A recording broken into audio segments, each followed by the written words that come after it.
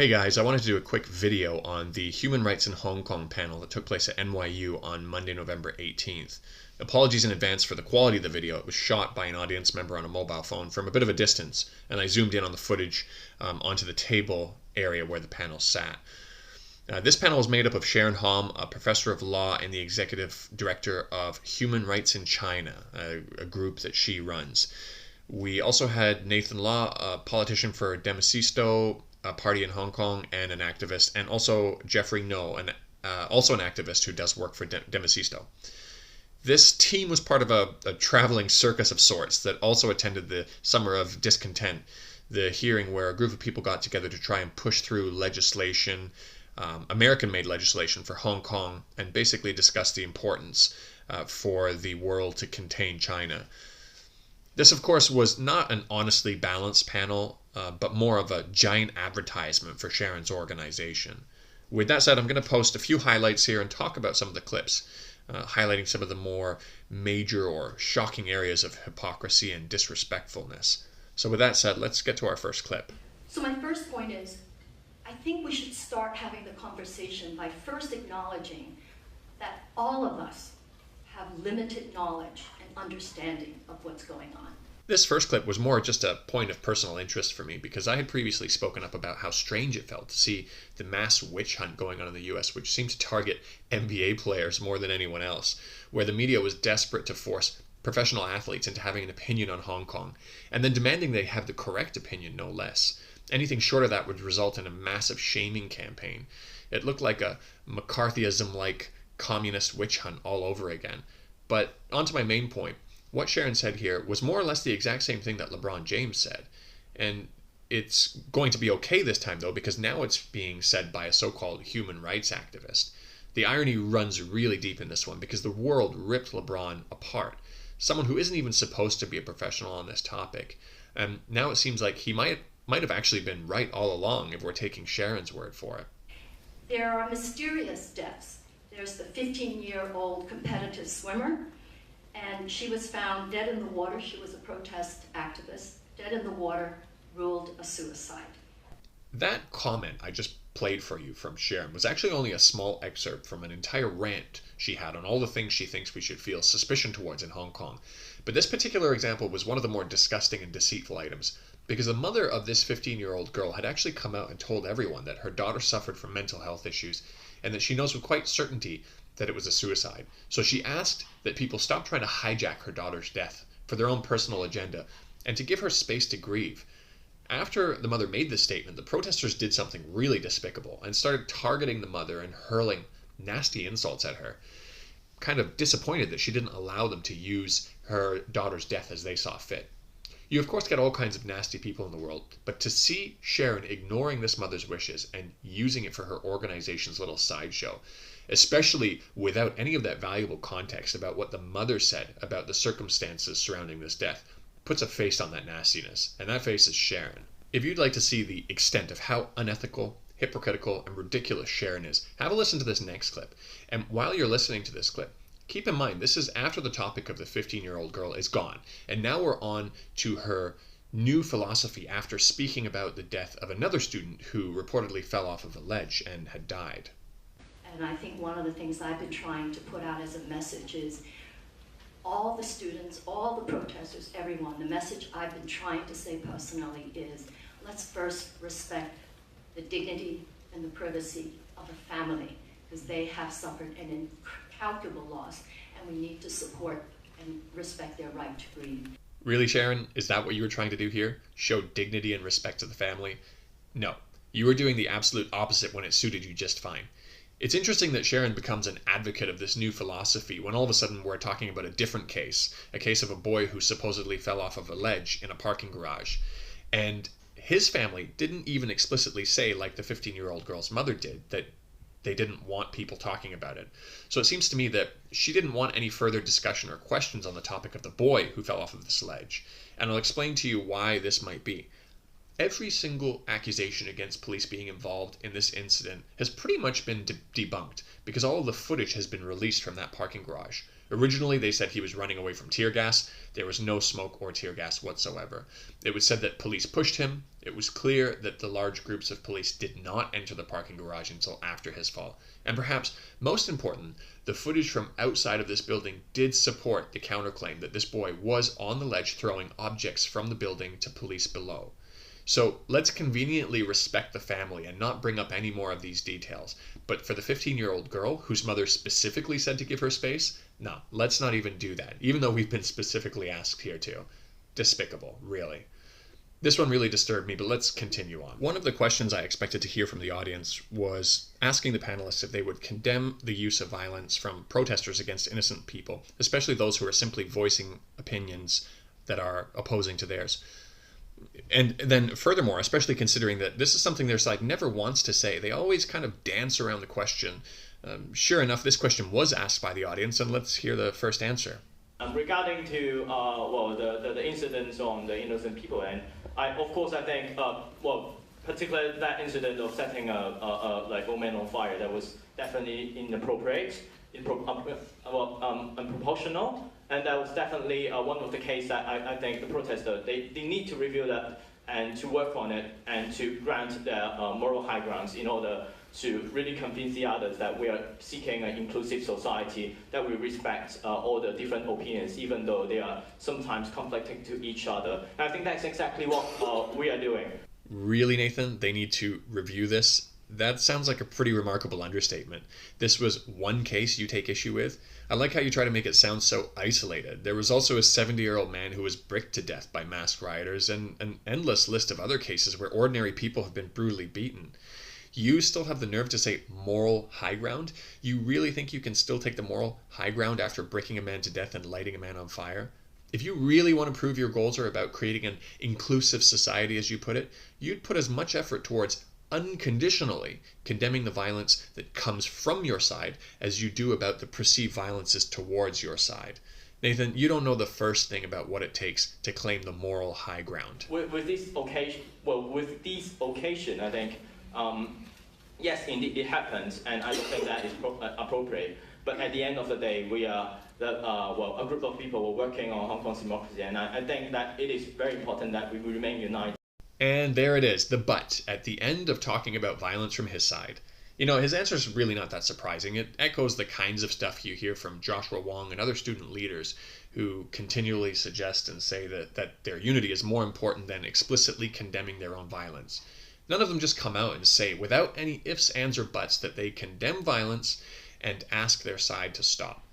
The way that these guys creatively marginalize the violence against their opposition and the importance of including this in their vision of unity really truly reveals their complacency in regards to this violence. And you begin to understand why so many people claim that it's people like him and people like this group that are responsible for the brutal acts of violence towards their opposition. But the reason why we really don't know what these deaths and what the causes and what the violence and what the police are doing, that's why it's so important to support all 5 demands of the movement. After you listen to Sharon speak for any amount of time, it's really not surprising that she thinks this way, that all 5 demands are reasonable. But to be honest, it's really surprising to hear her willing to say this out loud and to admit this. Sharon is a professor of law. She's teaching the next generation of lawyers and judges and people who are expected to go out into society and uphold the rule of law. And she herself continually talks about the importance of rule of law. Yet here you have her supporting all of the demands, including the one that asks all protesters and rioters be given immunity and cleared of their crimes, despite how brutal and violent they've been towards even innocent people. So again, I'm not surprised that she really is this kind of person. It's just surprising to see her so willing to admit it. And I think this really speaks to the level of delusion that people on her side really have. You know, those incidents of violence against people that might be perceived as Mainlander, the journalist, or that old man that was set on fire, these are horrific acts. And I think those acts, so the question on the focus of condemning and not condemning, that's not the issue at all. For anyone who has such a horrific criminal act committed against them, there is a rule of law, more or less, still in Hong Kong. And there it is again, the classic deflect, the way to reframe this away from needing to condemn any of the actions coming from their side, while softening the language and adding a string of ifs, ands, or buts. You even heard someone in the audience say out loud, "What?" Because it was just remarkable to hear Sharon say this. You know, when Joshua Wong says stuff like this, you can somewhat give him some room to say he's young and stupid, as long as the people around him fully appreciate that and don't just blindly follow him. But here you have somebody that's supposed to be as experienced, informed, and as respectable as Sharon, a professor of law, using the same kind of techniques that Joshua uses. Keep in mind also, even beginning to address this violence that they're doing now on this panel wasn't something that they brought up voluntarily, and this wasn't even a part of her initial monologue. This came up only after being asked. And if the epic scale of this deflect wasn't already apparent enough, towards the end of her answer, she takes it to a whole new level. She all of a sudden trusts the system in Hong Kong and deflects these victims over to it. She's previously spent considerable amounts of time trying to convince everyone that the system is broken in Hong Kong. Even at the Summer of Discontent Congress hearing, she referred to the police as acting as enforcement, prosecution, and executioner. So what exactly is she saying now? Is she saying with malicious intent that she just wants to hand these victims over to the system that she thinks is broken? Or does she actually all of a sudden have faith in the system? Actually, you know what? Let me show you a clip from the Summer of Discontent hearing where Sharon really shows us what her enthusiasm looks and sounds like when she really wants to make a point. Beijing is advancing a narrative of violence to frame the Hong Kong protests that is echoed uncritically by the international community. Within this framework, the Hong Kong police, protected in full tactical gear, armed with rubber bullets, guns, tear gas, pepper spray, and batons, wielding the coercive power of the state, is presented as one side of an escalating violence. When you hear how worked up she gets about her frustrations surrounding the fact that the world is waking up to the fact that violence is coming from both sides, and she's no longer only able to paint it as a one-sided conflict with violence only towards her side, you start to understand better why she flips and flops and disrespects and marginalizes victims of violence attacked by her side. And when you say, should they, this and that, I think we should flip that frame. And it's not about a should.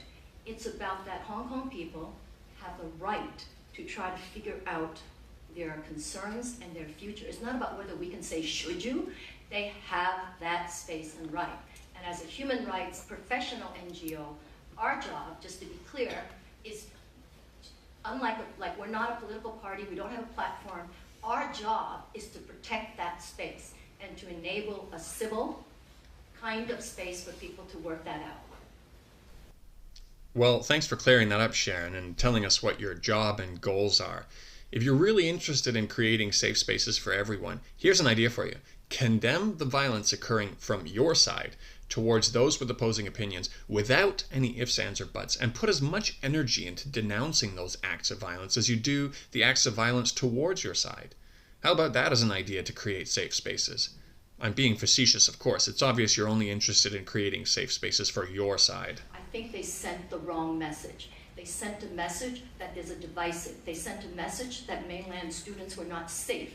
Instead, I think, easy for me to say, Monday morning quarterbacking, but I think what should have happened was leadership, to have conversation, to try to address that feeling of insecurity and fear, rather than to accentuate it and say, yeah, you are unsafe. So I'm very concerned about that kind of message. Wow, well, would you look at that? Sharon has all of a sudden found her strong and direct voice again. Not to speak up against violence towards mainlanders in Hong Kong, unconditionally without any ifs, ands, or buts, but to talk about her disappointment that the government was forced to remove mainland students from what was an increasingly dangerous environment for them.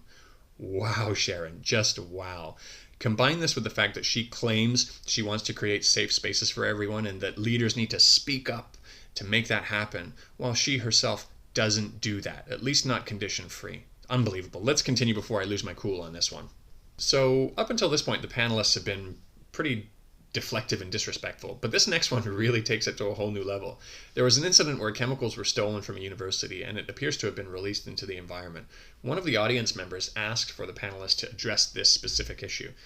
And listen to how Jeffrey takes that question and totally reframes it and creates a deflect of epic proportions.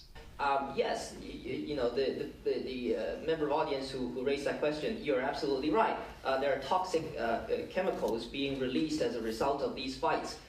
the toxic chemicals actually came from Chinese-produced tear gas that are being used by the police against protesters. So of course we are committed to a Hong Kong that is less polluted, and as a result, of course, then I would support efforts to limit the use of tear gas and other weapons by the police. Could even hear as he gave that answer that the audience had a real problem with that answer and kind of said, like, what the heck are you talking about? This is what they do, though, isn't it? They never accept that their side bears responsibility for anything at all, even if it requires twisting an answer to answer a question that wasn't even really being asked, and even if it's done in the most obvious way possible. But the big question that I don't think anybody has an answer to is why are the police trying to break into the university campus in the first place? And I don't think anybody has a good answer to that. Yes, Jeffrey, there are many good answers for this. I mean, even the audience member whose question you twisted indicated a good reason for why police needed to enter the university campus. But even beyond that, from the campus, projectiles were being thrown onto nearby rail lines and roads, blocking major important highways and arteries to the city, endangering the lives of many citizens as well.